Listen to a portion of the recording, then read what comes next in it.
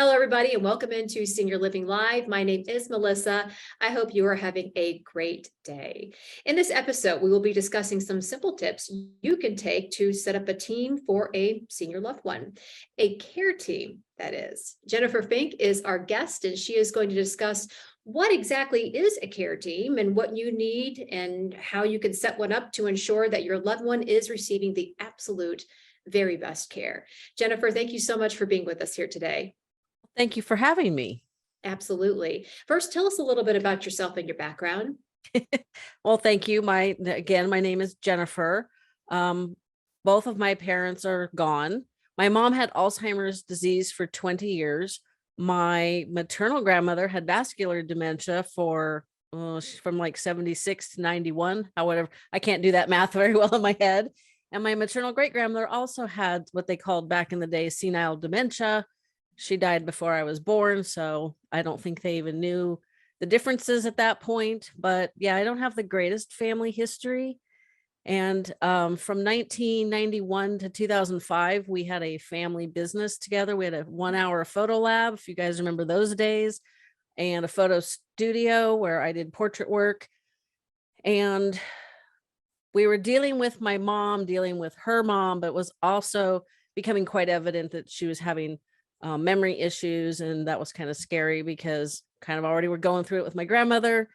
And unfortunately, this was probably 2003, 2004. There wasn't the information out there. There wasn't the podcasts out there. It was a whole different world in terms of caring for a loved one, getting knowledge and all that stuff. So I kind of became a hover caregiver. My mom would basically shoot the breeze with clients and not write down directions or due dates or any other useful information, and to not embarrass her or even, to some extent myself, I would basically insert myself into a conversation to figure out what she was telling them, what they were telling her. And it just got really stressful. So I was kind of relieved in 2005 when my parents retired.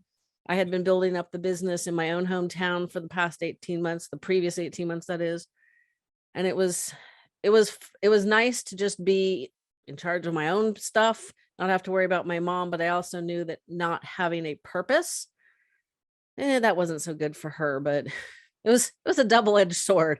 I needed the stress relief from not having to deal with her and whatever she was telling clients, because I have a lot of funny stories with that. And, wanting to make sure that she, didn't just waste away, for lack of a better term.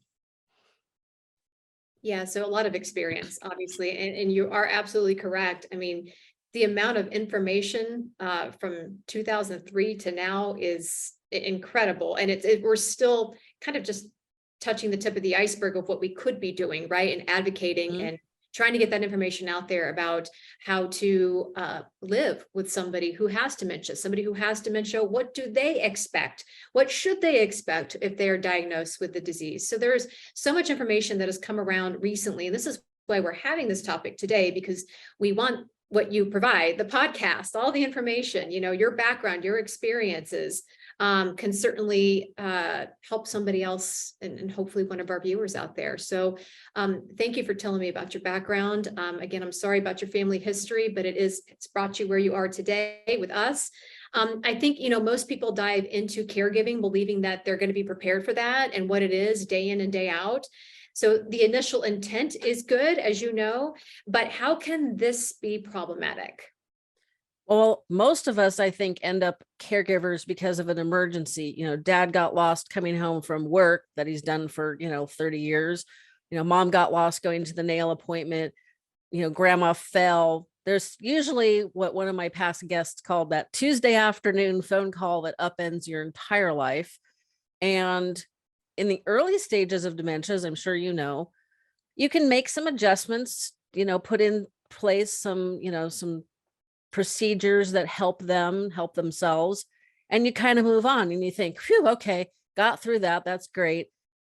And I think it's typical human nature where we're like, oh, thank God that emergency is over. And we don't want to, even if it's just subconscious, but we don't say, what might the next thing be? What might the next step be? It's something I just learned from a recent guest of mine, is to ask that question. What might be next? Ask doctors, lawyers, friends that have caregiven, I don't know, ask the stranger on the street, what might be next? Because it'll help you kind of plan ahead instead of getting, sideswiped with, another emergency, or, they progress further into the disease, and what was working, last year is no longer working. And now you're scrambling around trying to figure out, wow, what do I do? And you're just constantly in that state of trying to fix a problem that you can never fix. And the other thing I think is one of the issues is it's a little bit less now than when my mom was obviously having issues, is, we want to protect their dignity, which is important, but we can't hide the fact that they've got this disease. Way back in the day, people didn't talk about cancer, it was the big C.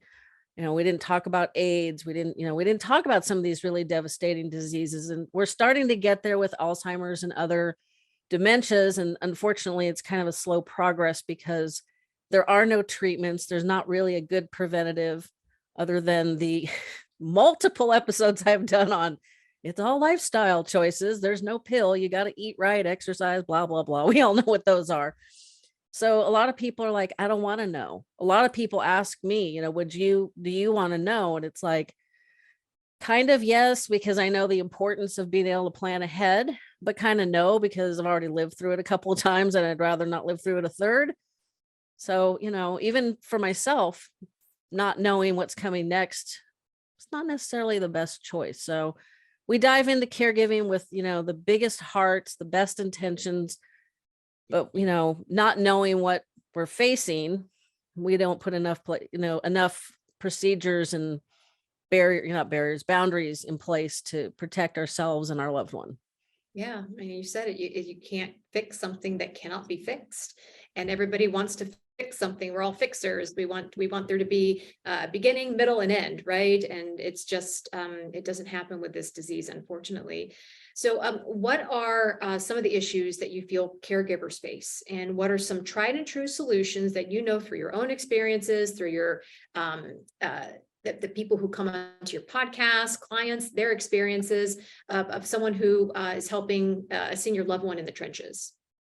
Well, I can tell you that all of what I'm about to share, I have learned from guests, because my dad did probably 98% of the caregiving. And I think that was a generational and gender role that he took on. I mean, I tried to help. He had his own chronic health issues. So was like, Dad, I really think you should, take mom to an adult day program. I think she would benefit. I think you would benefit, blah, blah, blah. I did all the legwork, all the research, and he just, he refused. He didn't even consider it. Just really very frustrating. So, my experiences are, you kind of try to help the parent who's doing the caregiving, and then that parent dies and you're like, oh crap, now what do I do? I don't suggest starting a podcast is the best way to find answers, but that's what I ended up doing. So to set up a care team, this is, well, we can not, what's the right word? We can go into depth, but I'll just give you the highlights. So when you've got a loved one that's been diagnosed with some sort of life-limiting disease, especially something that's going to require more and more and more hands-on physical care from somebody, take time today, now that the shock is worn off about this diagnosis, and write down all the things you got to do today. Make the bed, make breakfast, plan dinner, walk the dog, water the grass, whatever it is, whatever you got to do today, write that all down. Do that for a week. Now you know all of the responsibilities that you have that you need to handle for this week. And then just expand it out for a month. And then, write down the reoccurring things like, the random doctor's appointments, or, nail appointment, hair appointment, things that happen often enough that you still need to plan for them, but aren't necessarily a weekly or daily thing. And then you're going to make a second list of everybody, and they do not have to live in your hometown. They could live across the country, across the globe, doesn't matter. Make a list of everybody. And then this is the crucial part. Write down what you think their best skill thing, what they could do, what they would be best at doing that could help you. And I use this example all the time. Please do not ask me to call insurance companies, banks, any place that's going to put you on hold and ask you inane questions. I am not your gal. Just the thought of that stresses me out, drives me right up the wall. The hold music makes me want to hurt somebody. I'm not it. I will do it for you if I have to, but I would rather make you some food, take your loved one to the hair place, the park, anything like that. I'll bring you baked goods. I'll wash your laundry. I don't want to call the banks. And so by writing down what somebody's best skill is in your eyes, it allows you to very easily say, when they come up to you and say, oh my gosh, Jen, I'm so sorry to hear about your mom. This must be really hard to have to take over after your dad died. Is there anything I can do to help? What is our normal response? Oh, thank you so much, but I've got this. Oh yeah. You may think you have it, but you know what? One of these days, you're going to be up to your eyeballs in exhaustion and stress and confusion and grief. And you're going to be like, I need help. And everybody else is going to be like, oh, we thought you got it. You said you got it. We're busy, and it doesn't work. So when that person says, what can I do to help? You have made a list. You have made a list of their skills, and you can be like, oh, thank God, that'd be so great. You know what would help me is if you could please call the insurance company and make sure blah, blah, blah, whatever. My husband did all the insurance company calling until they found out that they weren't supposed to talk to him. And then he'd put us on speakerphone, which made them very uncomfortable because it was like, this other person that we know is still on the line is really not supposed to be part of this. And I had to keep reassuring the insurance company that they really, really wanted to talk to both of us, because dealing with me alone was not going to get the job done. So these are the kind of things that people can help you with and make everybody's life easier.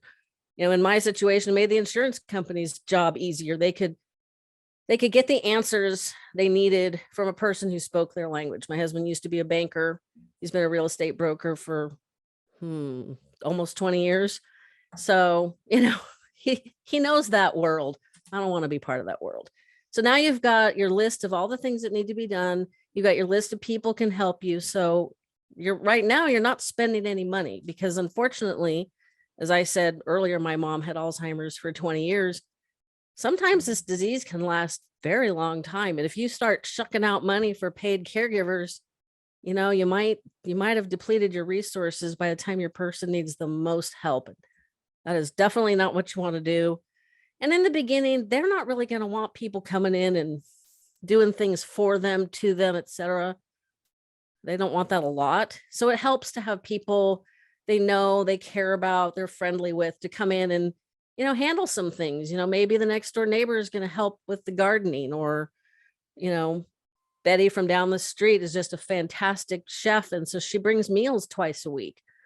It's all kind of personal on who does what and what you need the most.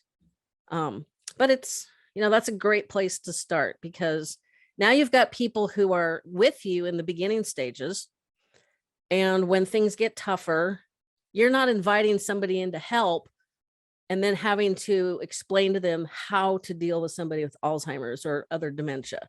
You're not trying to explain to them how to engage with your loved one, because that's just more work for you. You don't need that. And, it's not fair to the person who's trying to help. It's not fair to the loved one. Start early. Yeah. That's all So I have to say. Start early. Exactly. So that care team, as you pointed out, can look very different for every single situation and every single family. It can look different, but it sounds like it's something that's going to take a village. Mhm. So, and especially in the beginning. So then that turns to the next question, and that is, then when is it an appropriate time for someone to receive full-time care? Well, that's obviously also a personal decision. And I think if you have help earlier on, the time frame for needing full-time help maybe gets pushed out. Like I said, my dad did all of the caring. And now that you're asking this question, I'm actually wondering, my mom was very reluctant to get in the shower when she stayed with me. So my dad was in the hospital for 32 days. That in itself was a thrill, emphasis on thrill. And My mom was either at their home with her younger sister, who is the one that took care of my grandmother, or at my sister's house, which had school-age kids and her in-laws and a couple of dogs. And then she'd be at my house. I had 3 dogs. Mom and her dog bounced around, which was not fun. And it became very obvious to me that she did not respect me as an adult who could make decisions for my own household. So I knew she wasn't coming to live with me.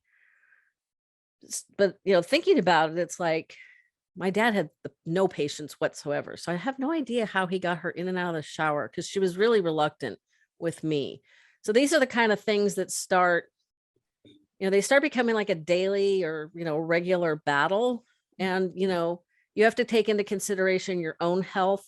Obviously, if you're taking care of a spouse, you guys are about the same age. It's different for somebody like myself taking care of a parent or somebody taking care of a grandparent.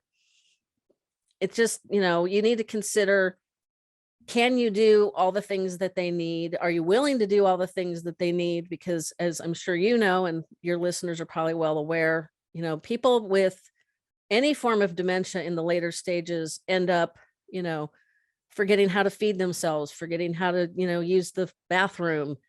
They can't dress themselves. And, some of them eventually end up not being able to walk. Their brain just forgets to talk to their legs. It's very strange. It's interesting, but it's very strange at the same time. So you have to kind of gauge, you willing to wipe your mother's butt? Or are you willing to hand feed them? Are these things that you can muster up the strength? Some people are like, they just jump in, they're great at it. For me, there was no way in heck I was helping my mom in the toilet. Yeah, but the candor is great. But I mean, this is real life stuff, right? Well, and we went back to like, in the early stages, people assume, they got this, it's okay, I'm managing, but not asking the question, like, if you're in stage 1 or stage 2, what's stage 3 look like? What's stage 4 look like? And of course, it's not a cut and dried scenario. It's very fluid and it's different for everybody. So, asking people like you, me, other caregivers, that have been doing this longer, what did you do when X? What should I look for? What should I be expecting? Like you asked the question, when should we consider 24-hour care? You may not, a lot of people are very determined not to do that. I had zero qualms about putting my mom in memory care because I knew living with me was not good. It wasn't good for me. It wasn't good for her. And turns out that despite my lack of research into all the places, I went with the place that my gut told me was good. And thankfully my gut didn't lie. My mom thrived in memory care. She had friends. She got into mischief. She kind of had a purpose. She was walking, she was feeding herself. She did need help with dressing. She did need help. She needed encouragement to get in the shower. So a lot of people could have handled her at home, but I knew her personality, my personality, it just was not going to work. So it's definitely something you should not promise to never do. Like I never told my mom I would not move her to memory care. She swore she didn't want to be a burden, but she wanted to live in her home forever, which was really frustrating because it's like, those are mutually exclusive. Which one would you like? You can't live in your home by yourself. So I guess memory care is going to be it. Yeah. So I hope that answered the question. That was kind of a little rambly, Yeah. circular way around saying it's That's all kind of okay. personal. I mean, like I said, the candor is great. And I know that that's just sort of the tip of the iceberg of what people can expect for your podcast, right? So tell us how people can get in touch with you if they have more questions or they want to dive into what you have to offer in terms of your experience, and how can they listen to your podcasts? Let me explain real quick why I started Fading Memories. So late 2017, this is back in the old days when somebody actually got into a car and drove to a gym. Instead of now, I just walk into my garage to my Peloton, which I have to say I love better. I was listening to podcasts. I've always been a podcast listener. I was actually an OG podcast listener back when you had to stream it through your web browser. And I'm also, as I mentioned, a retired portrait photographer. So I had my poor computer streaming a podcast and running Photoshop. And if my computer had fingers, it would have been given them to me because it's a lot of power to be asking your computer to do those things. when they came out with pod players, I got way more interested into it. And this day driving to the gym, I was like, duh, I need to go find a podcast on caregiving. There's podcasts on everything. Well, to my surprise, back in late 2017, there was one. For better or worse, it was not my cup of tea. It didn't address what I was looking for. And my husband and I had talked about starting a podcast for his business years ago, back when you had to do them through the web browser. And so I thought, well, I cannot be the only family caregiver who is listening to the typical solutions to engagement or solving problems, reading books, at which point there wasn't as many good ones as there are now, and just coming up. I mean, somebody would say, simplify activities they used to love. That was a fail. Take old photo albums and reminisce about the old times. Fail. Unless you wanted to be depressed, then that was spectacularly successful. I knew I couldn't be the only family caregiver feeling that way. I also knew that people taking care of a loved one at home did not have time to do all of the stuff that I was trying to do to be the best caregiver I could be for my mom. So I started my own show. So my show is conversational, just like we're doing now. I talk to caregivers, researchers, doctors, authors who've written books on caregiving, anybody that sounds interesting, anybody that has a spin on something. I'm still surprised. I've been doing this for 6 years. Still surprised there's new people to talk to. I keep waiting for the day that I got to revisit all the old people or something. So Fading Memories is on all your podcast platforms. You can find me at fadingmemoriespodcast.com. If you want to email me, it's hello@fadingmemoriespodcast.com. And just a quick funny aside, the reason I have this giant website name. So I chose Fading Memories because of a story that I'll have to tell another day. And when I went to buy the domain name, I typed it into GoDaddy or whatever, and I looked at the screen and I went, man, I must be really hungry because that cannot possibly say what I think it says. I had lunch, came back in my office, I looked at the screen again, I'm like, that says $13,000. I have never, ever seen a website address that expensive. Apparently it's like a book, a movie, a band. Never heard of any of them, have never run across them. So I had to go through the whole litany of, do I want .org or .info or whatever the other whatevers there were. And I'm like, I want .com because that's what people my age group are used to. That sounds terrible. So Fading Memories podcast it is. All right. And it's not just at your age. I think we all are looking for the .com. And when it's anything other than that, we give it a little bit of a side eye. So there you go. And definitely no side eye here, because what you have to bring to the table is going to help a lot of people, and already has, obviously, in the years that you've been doing it. We hope that you found some new listeners within our viewers here at www.seniorlivinglive.com. Jennifer, thank you so much for being a part of our platform, and we hope we can send many others to your platform. I'll make sure to send people your way as well. So thank you. Yeah, thank you. And for those of you watching, if you enjoyed this conversation with Jennifer, or you were interested in other maybe videos that could help you with dementia, a loved one, senior loved one, head on over to our website. We just mentioned it, www.seniorlivinglive.com. There you can find videos all about senior living. And the best part, guys, they are all free and available 24/7. Thank you so much for being a part of Senior Living Live. Have a great day.